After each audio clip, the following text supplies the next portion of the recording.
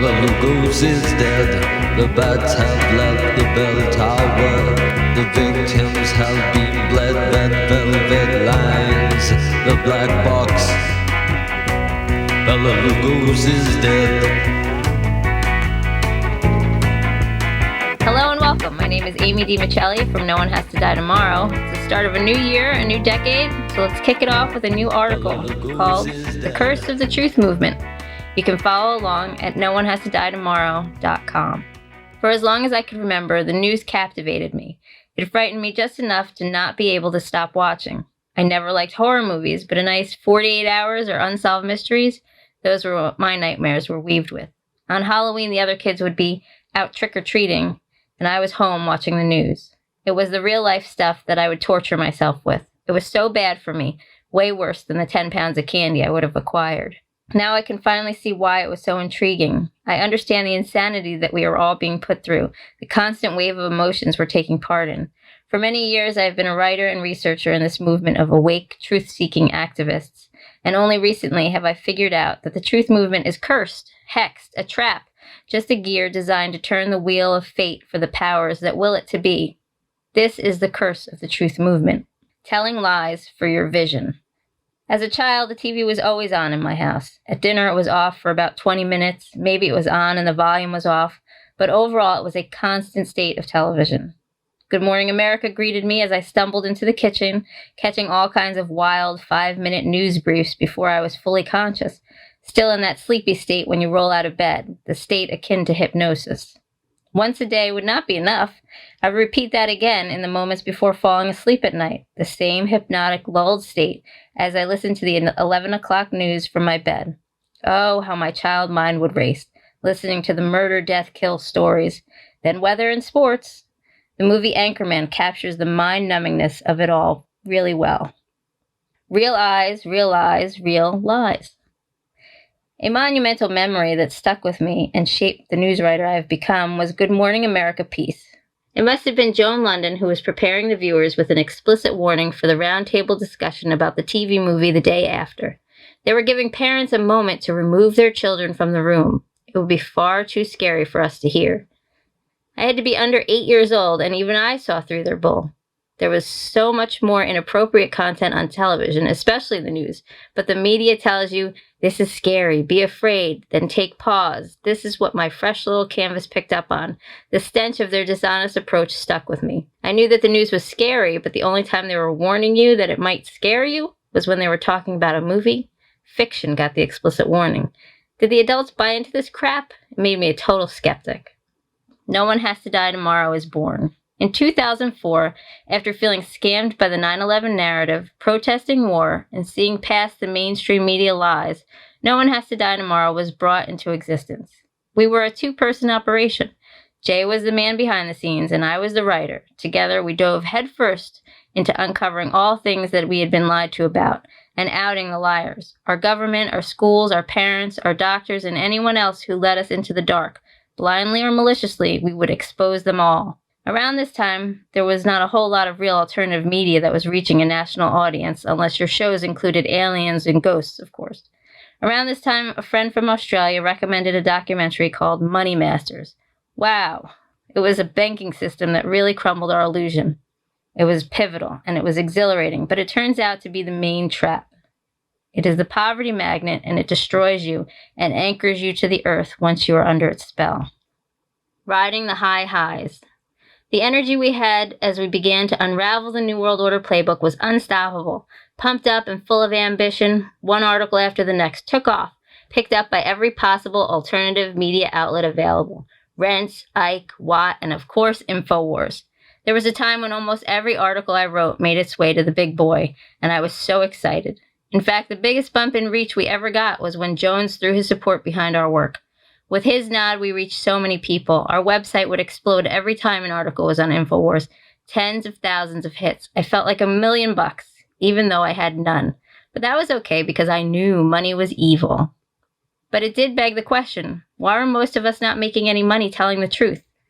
Where was the love? The reward for being so truthful was nothing. I foolishly believed that it was just a matter of the people hearing the truth that would bust the system wide open. So we must work harder, more vigilantly. Always remember that money is evil and the world is controlled by evil, and the system I was against will not reward me with their prizes because I was their enemy. It was perfect for the so-called global elite. All these big mouths uncovering secrets, such a group of noble men and women, and yet there we all were scrounging around just to get by. It became clear there would be no money peddling truths. But why? The false prophecy.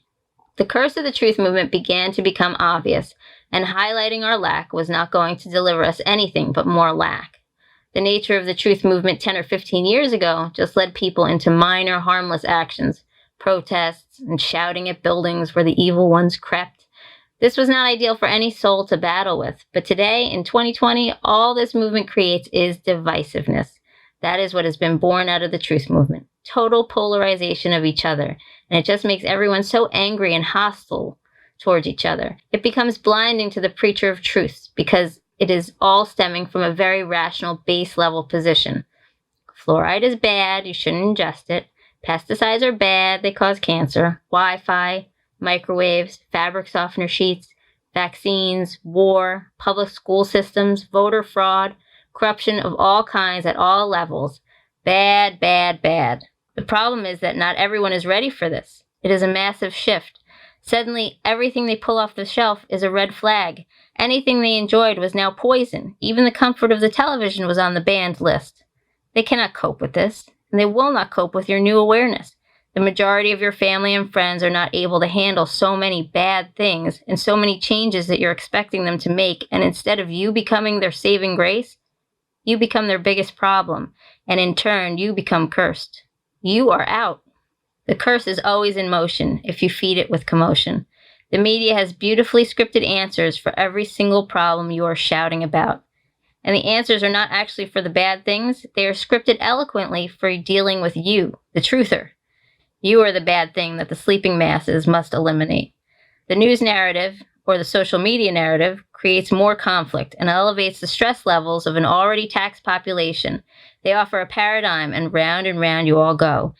Even when they are titled fake media, they say whatever they want to say, and as Robert Downey Jr. puts it, they go full retard. You went full retard, man. Never go full retard. You don't buy that? Ask Sean Penn, 2001, I Am Sam. Remember? Went full retard. Went home empty-handed.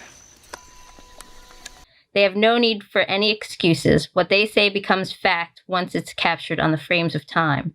The media has a broader reach and more credibility because they say so. They create their reality. They create the reality for the people who choose not to create their own, which is a whole hell of a lot of people. And because you are implicated and part of the polarization, they co-create your reality with you and for you. Vaccines are safe, guns kill, chemotherapy is healthy, school is for learning. Prisons are correctional facilities. Whatever they want the reality to be, they say it, and it is. And your contrast gives them credibility, especially since money is synonymous with respectability in this 3D reality.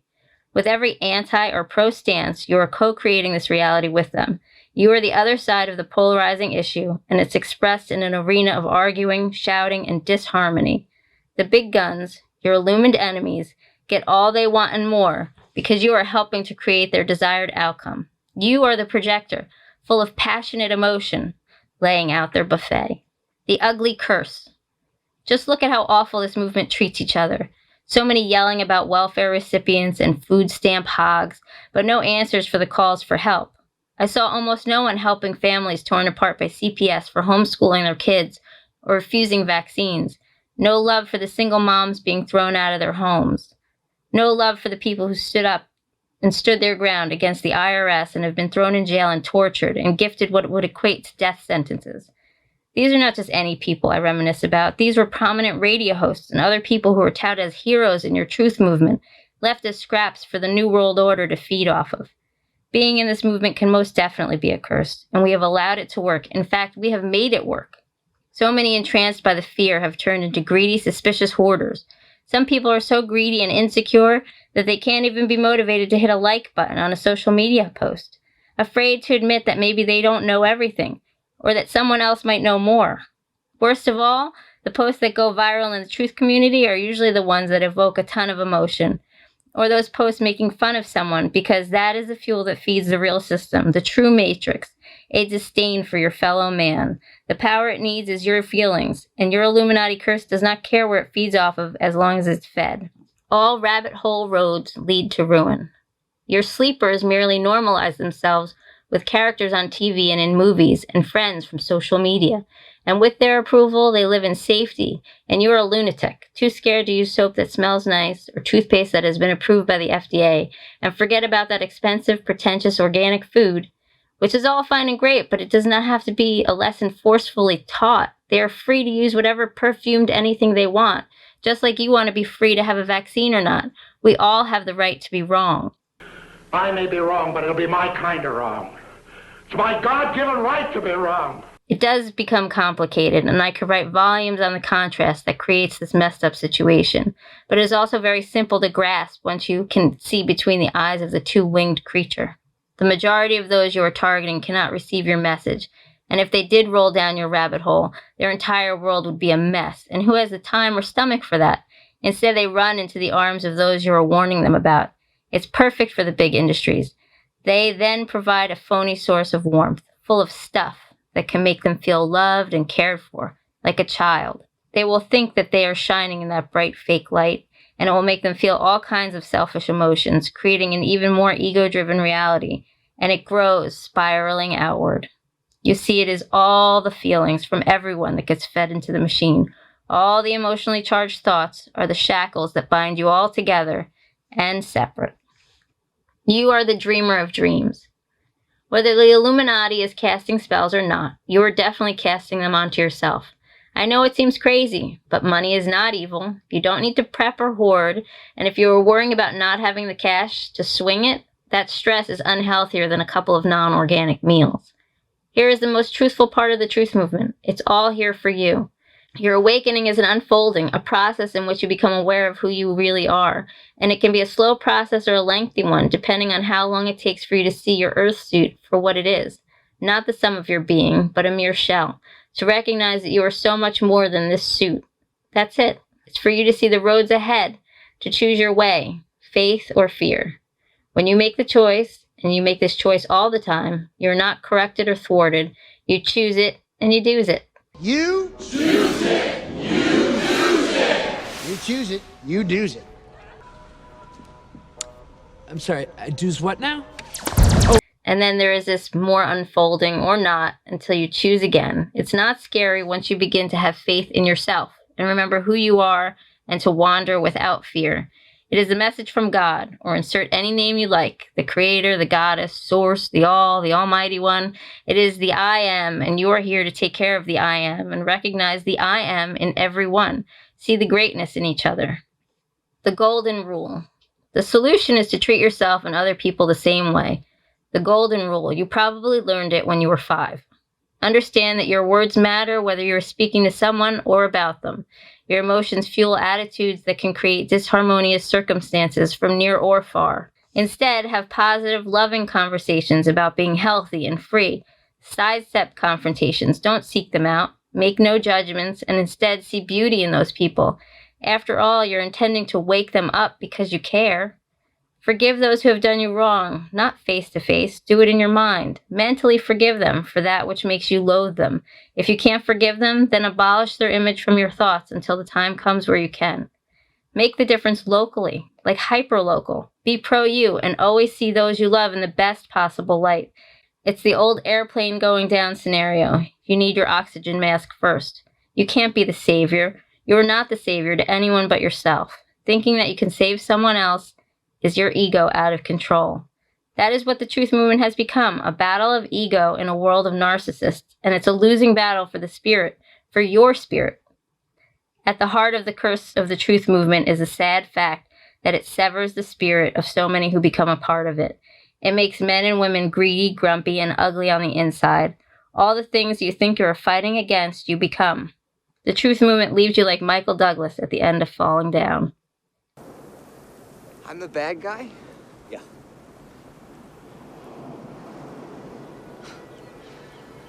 How'd that happen?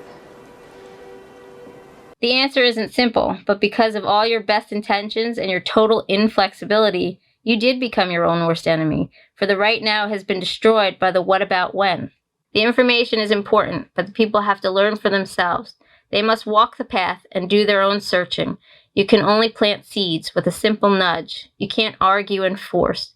It's the constant polarity that ensnares you and the curse takes hold.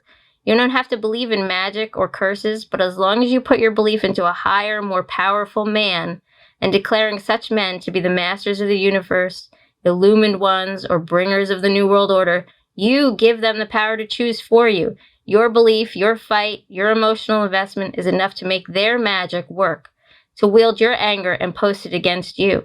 The curse is a scarlet letter A, but yours is a red label of doubt. The cursed are doubted and disregarded because of their poverty or greed or arrogance or just by their plain old craziness. No one will recognize anything you are talking about because part of the curse is to make the rest of the world see you as a fool. The Fool's Journey. This article was put together to show full transparency as to who I am and where No One Has to Die Tomorrow came from.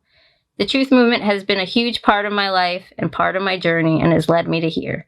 I am releasing this to the universe and onto the World Wide Web in hopes that the truth will truly set you free and release us all from the curse.